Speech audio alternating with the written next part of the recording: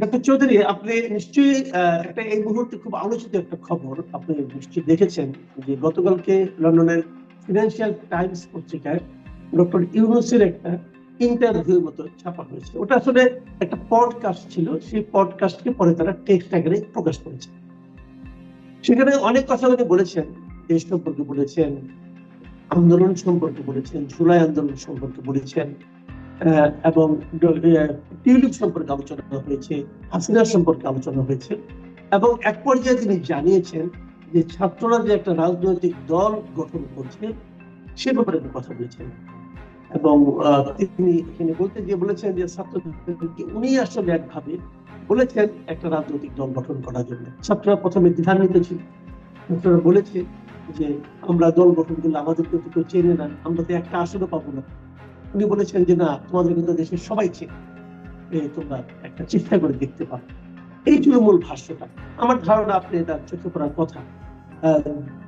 তো এই যে প্রেক্ষিতটা, যে ছাত্রদেরকে রাজনীতিতে উদ্বুদ্ধ করা ডক্টর ইউনূসের যে আকাঙ্ক্ষা প্রচেষ্টা, এটা কি আপনার কি মনে হয়? এটা এক নম্বর কথা হলো, এটা আপনি কিভাবে দেখছেন? আর দ্বিতীয় যে জিনিসটা, এটা কি ডক্টর ইউনূসের, আমরা একটা তত্ত্বাবধায়ক সরকার বলেন অথবা অন্তর্বর্তীকালীন সরকার বলেন, সেই সরকারের যে কাছ থেকে যে নিরপেক্ষতাটা প্রত্যাশা করি, সেই নিরপেক্ষতাটা কি কিছু হলেও পূর্ণ হচ্ছে না?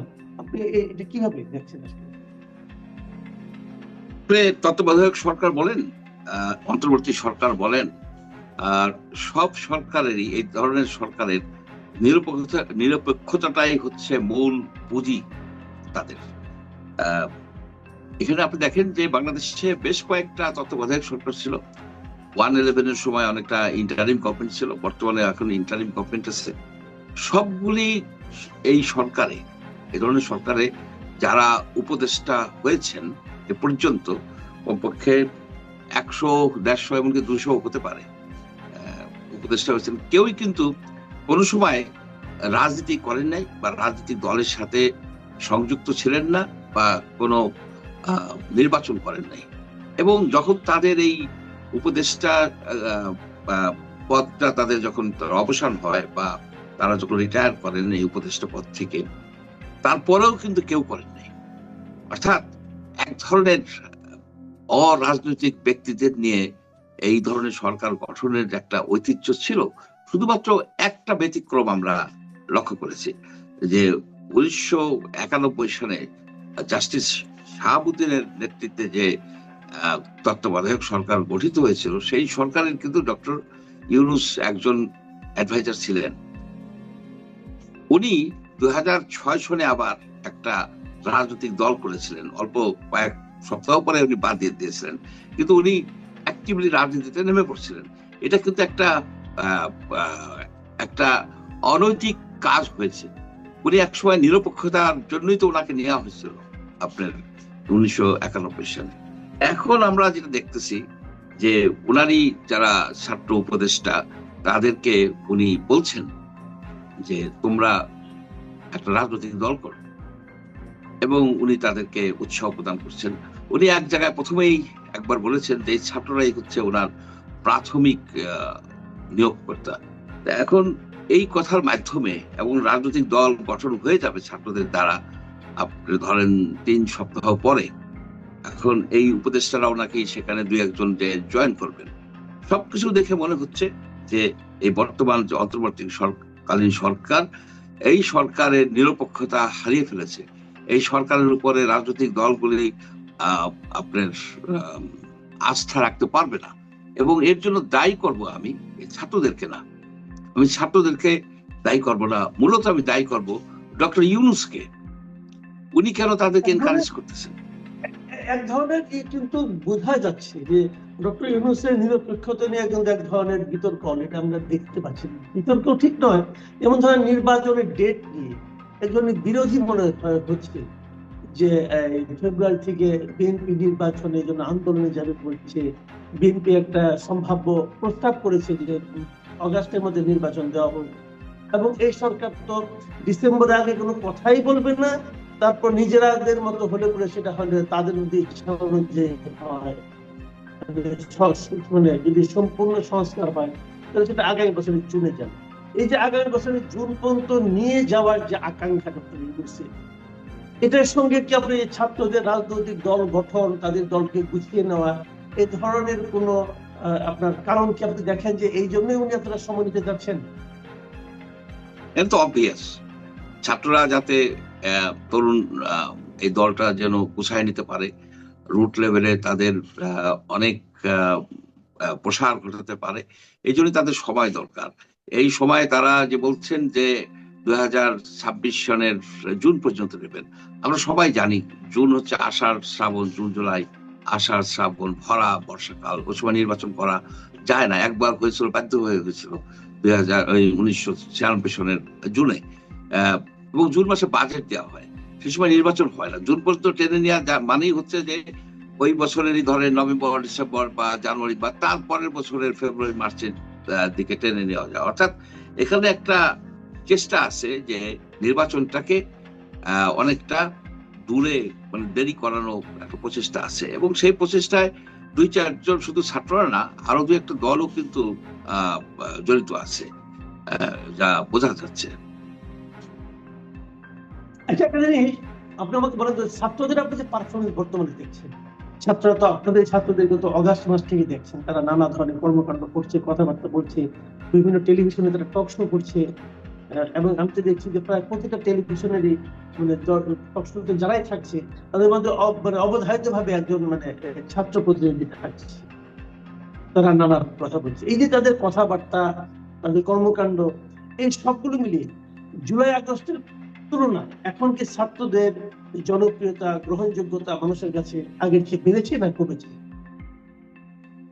না, এখন তো আপনার সেই যে জনপ্রিয়তা থাকার তো কোনো প্রশ্ন আসে না। এই কারণে আসে না, ওই সময় সবাই ছাত্রদের পেছনে, যারা আন্দোলন করছে তাদের পেছনে এই জাতি সম্পূর্ণভাবে ঝাঁপাই পড়ছিল। কারণ তাদের সামনে ছিল যে একটা হিংস্র এক ডিক্টেটর, তাকে অপসারণ করাই ছিল এই জাতির সকলের প্রধান উদ্দেশ্য। সেই উদ্দেশ্য তারা সফল হয়েছে।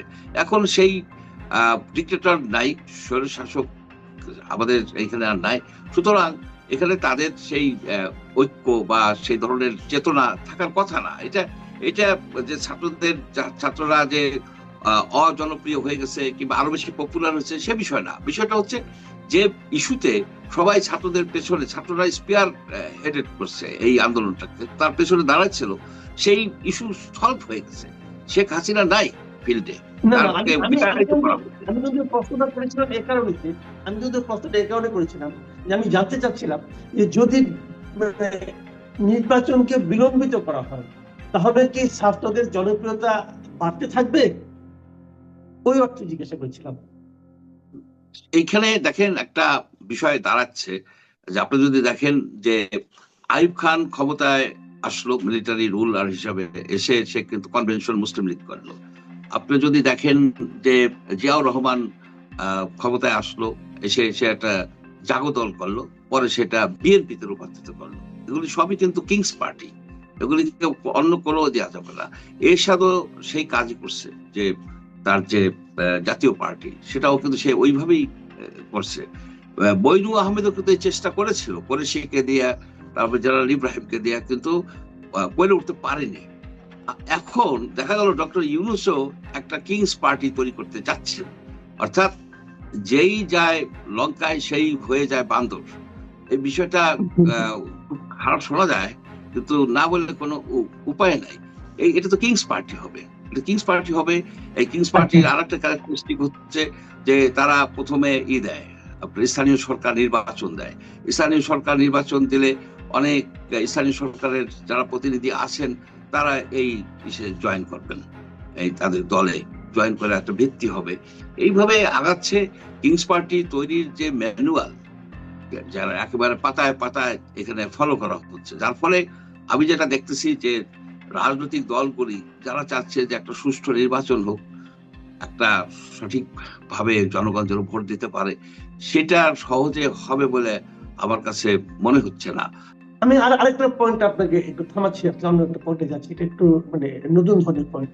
এটা নিয়ে আমরা দেখতে পাচ্ছি যে হাসিনা বিরোধী যে আন্দোলন, যে কথা আপনি একটু বললেন, যে হাসিনা বিরোধী আন্দোলন যখন চলছিল তখন সবাই ছাত্রদের পেছনে ছিল, কিন্তু এই আন্দোলন শেষ হয়ে যাওয়ার মানে এই কমন যে এনিমি সেটা চলে যাওয়ার পর এখন কিন্তু যার যার স্বার্থ নিয়ে সবাই কিন্তু মাঠে নেমেছে, এবং সেখানে তারা নির্বাচনকে সামনে নিয়ে কেউ নির্বাচনে জয় হতে চাচ্ছে, কেউ নির্বাচনে শেয়ার চাচ্ছে, নানান ধরনের আলোচনা চলছে।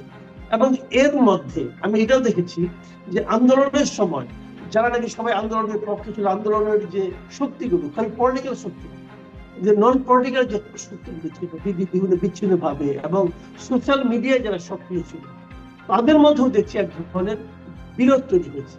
একদল একজন আরেকজনকে ডিফেম করার চেষ্টা করছে, বেইজ্জতি করার চেষ্টা করছে, এবং সবাই লক্ষ্য হচ্ছে যে মানে যার যার মধ্যে তার লক্ষ্য প্রকাশ করছে। আমরা দেশের বাইরের থেকেও কাউকে দেখি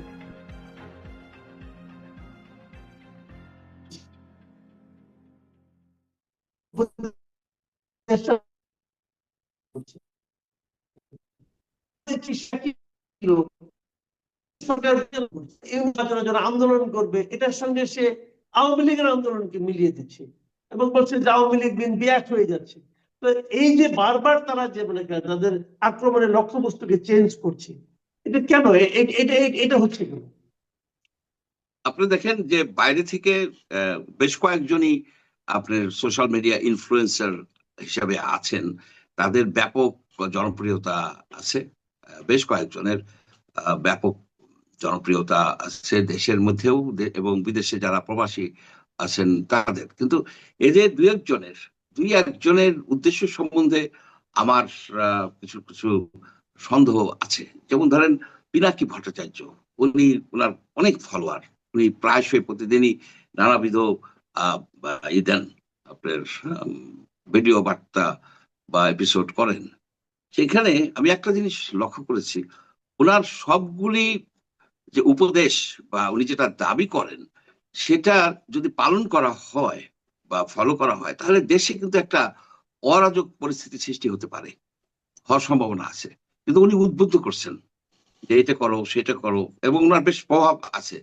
কিন্তু এন্ড রেজাল্ট হচ্ছে যে এটা করা হলে যে দেশের ভিতর অরাজক পরিস্থিতির সৃষ্টি হয়। এখন সবাই চাচ্ছে দেশে যেন শান্তি শৃঙ্খলা বজায় থাকে, কারণ আমরা জানি আমরা একটা খুব কঠিন সময়ের ভিতর দিয়ে জাতি পার করছে। এখানে আমাদের যে প্রতিবেশী, সে আমাদের বৈরী একটা অবস্থান নিছে। এই সময় দেশের ভিতরে ওলট পালট করাটা কার স্বার্থ হাসিল হবে? এটা আমরা সবাই বুঝি যে ভারতের স্বার্থ হাসিল হবে। এখন পিনাকি কি ভারতের এজেন্ট হিসাবে এইসব কাজ করে যাচ্ছেন কিনা, এটা নিয়ে আমাদের কিন্তু ভাবতে হবে। আরেকটা জিনিসও ভাবতে হবে, পিনাকি ভট্টাচার্য যদি আমি কথা পাচ্ছি, যদিও আমি মানে পিনাকি অথবা মানে অন্য যারা আছে বিদেশি তাদের নিয়ে কথা বলতে খুব একটা স্বাচ্ছন্দ্য বোধ করি না, কারণ আমার কাছে মনে হয় যে ওনারা যদি প্রকৃতই দেশপ্রেমিক হতেন তাহলে তারা দেশে এসে কথা বলতেন। দূরের থেকে অনেক কিছু বলা যায়, দেশে আসেন না কেন ওনারা? কাজে ওনাদের নিয়ে আমি কথা বলতে খুব একটা স্বাচ্ছন্দ্য বোধ করি না। তারপরেও আপনি যখন প্রসঙ্গটা তুলেছেন, তো সেখানে আমি একটা কথা বলতে চাই। আপনি যে কথাটা বললেন যে ভারতের স্বার্থ উদ্ধার করতে চাচ্ছে, কিন্তু আমরা তো দেখি পিনাকি সারাক্ষণ এন্টি ইন্ডিয়ান কথা বলছেন, উনি ভারতীয় পণ্য বর্জনের কথা বলছেন, উনি ভারতের আধিপত্যবাদের বিরুদ্ধে কথা বলছেন।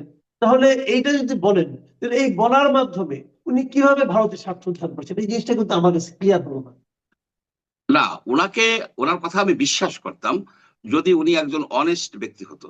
উনি তো অনেস্ট কোনো ব্যক্তি না, উনি সৎ ব্যক্তি না। উনি বাংলাদেশে যে ওষুধ কেলেঙ্কারি করে গেছেন তাতে বহু লোক মারা গেছে। কালা জ্বরের জন্য একটা ওষুধ ছিল, সেটার নাম ছিল মিল্টোফোসিন। এখন পপুলার ফার্মাসিউটিক্যালস বলে একটা কোম্পানির উনি ছিলেন চিফ অপারেটিং অফিসার, মানে অনেক উচ্চ পদের একজন।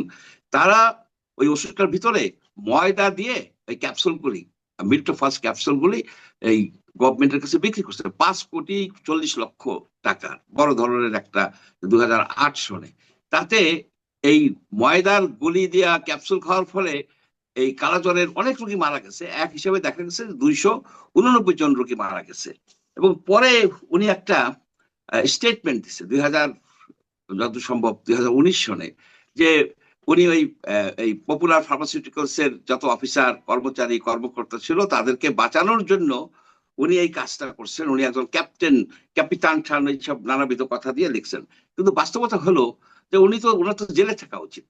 আপনি দেখেন যে প্যারাসিটামল কেলেঙ্কারি, প্যারাসিটামলে যে ভুল আপনার যে ডাইথাইল গ্লাইকল দেওয়ার ফলে অনেক শিশু মারা গেছে। একটা ছিল অ্যাড ফ্লেম বলে একটা কোম্পানি, তাদের একজন ম্যানেজার ছিল একটা হিন্দু ভদ্রলোক, উনি ওই ওই ওই 2 নম্বরটা দিয়ে টাকা টাকা মাইরা ইন্ডিয়া চলে গেছে। আর পিনাকি এখানে রুগী মাইরা প্যারিসে যাইয়া সে এখন নানাবিধ দেয়। তার তো বাংলাদেশে আসা এই জিনিসটা ক্লিয়ার করা উচিত। আমরা শুনেন, আমরা এই দেশের খোঁজ খবর রাখি, আমরা এখানে খোঁজ খবর রাখি। উনি কি করছে, উনি পপুলারকে বাঁচাইছে কিভাবে সেই সময়? রুহুল হক বইলা